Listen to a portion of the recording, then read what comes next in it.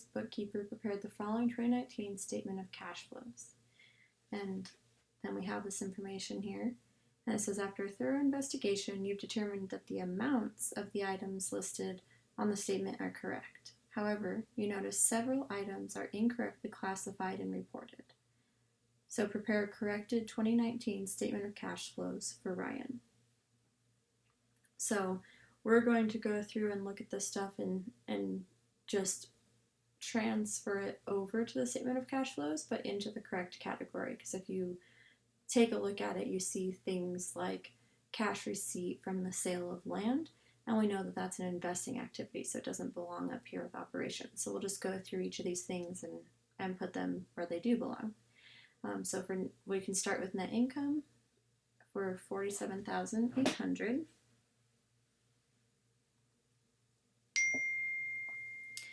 And then this cash receipt from the sale of land. Oh, it's not going to let me copy and paste those. So like I said, that is a investing activity. So we'll put here the proceeds from sale of land. Oops, too far. For $6,500. Then we have an inflow from issuing 10% bonds payable, and that would be a financing activity. So we'll come down to financing activities and put proceeds from issuance of 10% bonds, and that was $25,000.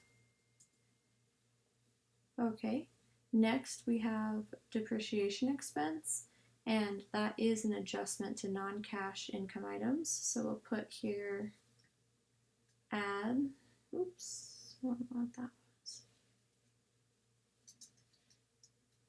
Depreciation expense, and that was $13,200. Then we have a reduction in our inventory, and so that is going to go, we do need to account for that here in our adjustments for the cash flow. And so it was the reduction in inventory, so we'll say decrease in inventory for $1,900.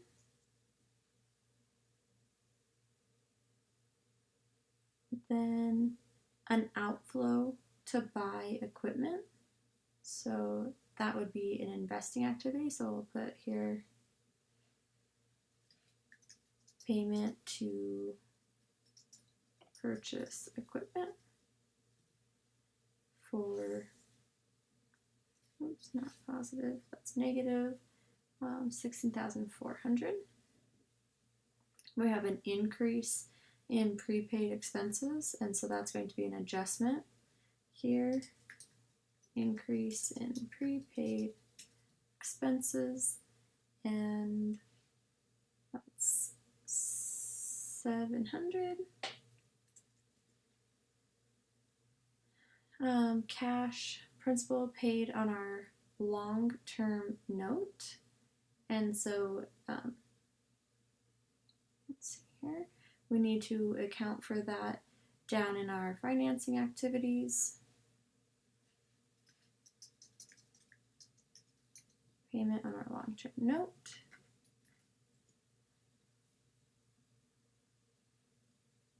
Then we have an ordinary gain for $2,000, and that's going to be a less. So we'll put here less ordinary gain.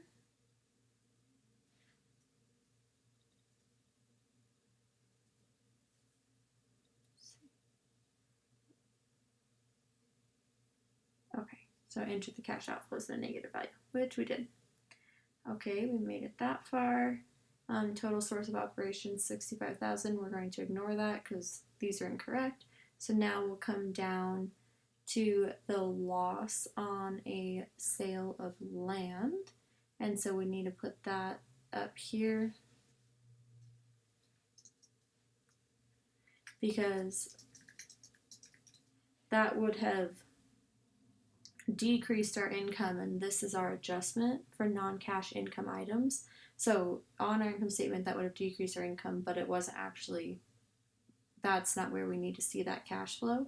And so we need to add that back here for 2,300.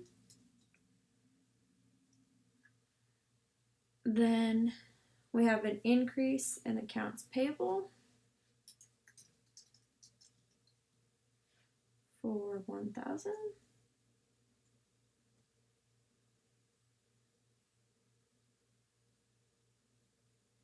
Lost my track here. Cash from issuing preferred stock for 38,700. And so we'll put that down on our financing. Proceeds from the issuance of preferred stock. Okay. And then we have a patent amortization expense for 2,100. And so we need to adjust that for a non-cash item, so we'll add that.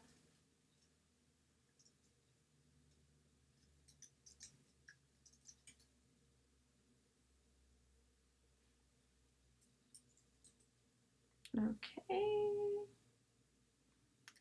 So again, we're going to ignore this subtotal, not affecting cash.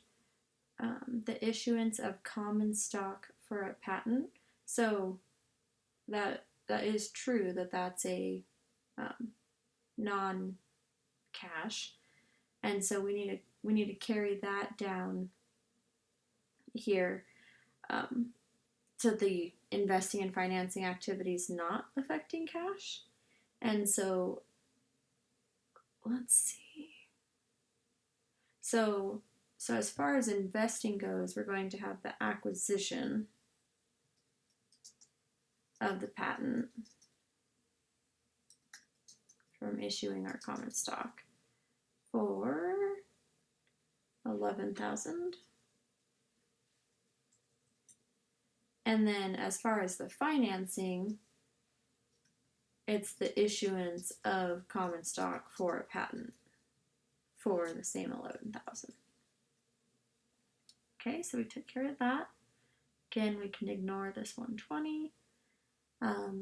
Then we have down here to purchase a building for 62,000. So that's an investing activity.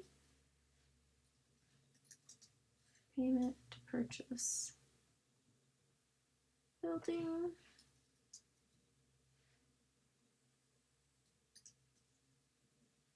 Okay. Increase in accounts receivable. We'll come up here to our adjustments to the cash flows for our operating. Increase in AR for 7,800. And just again, remember that when we're making these adjustments, if it's an asset, the adjustment will be opposite of what we're saying here. So if it's an increase, it'll be negative, and if it's a decrease, it'll be positive. Whereas the liabilities, like this accounts payable, follow the same guideline of what we're saying here, the increase, and it's a positive. For acquiring marketable securities, and so that will be an investing activity.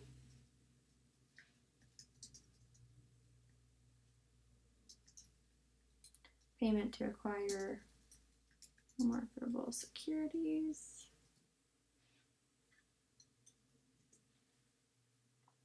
So this one's ready for a sum, or I hope so, because we're out of space.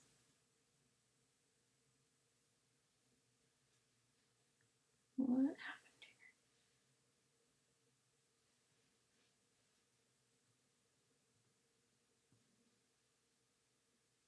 here? Okay.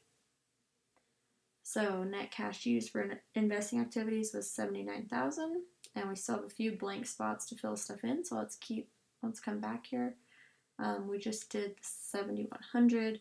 So then we have a decrease in our income taxes payable,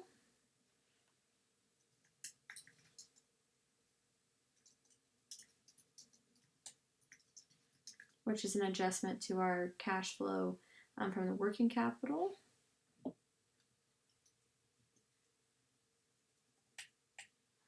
So now we're ready to do a sum for our operating activities. And remember that that goes all the way up to net income,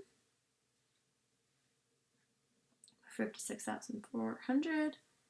Okay. Total use of cash, we can ignore that. And then acquisition of the patent by issuing common stock. We did both of those at the same time when we saw the previous transaction of issuing the common stock for the patent up here, so that's already taken care of. Okay, then we have our cash dividends. So here in our financing activities, we'll put payment of dividends, and that was 24,000.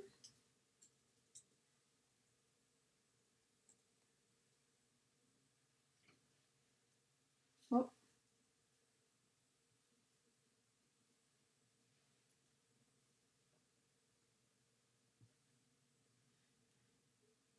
Okay, so we have cash provided by financing activities of 30,200. And then we have a net increase in cash. They said 7,600, but let's just confirm that by saying equals our operating activities plus our investing plus our financing. So it's the same 7,600. And then finally we would put the cash from January 1, which was 15,300. And when we add these together, we should get that same 22,900. All right, and then it's complete.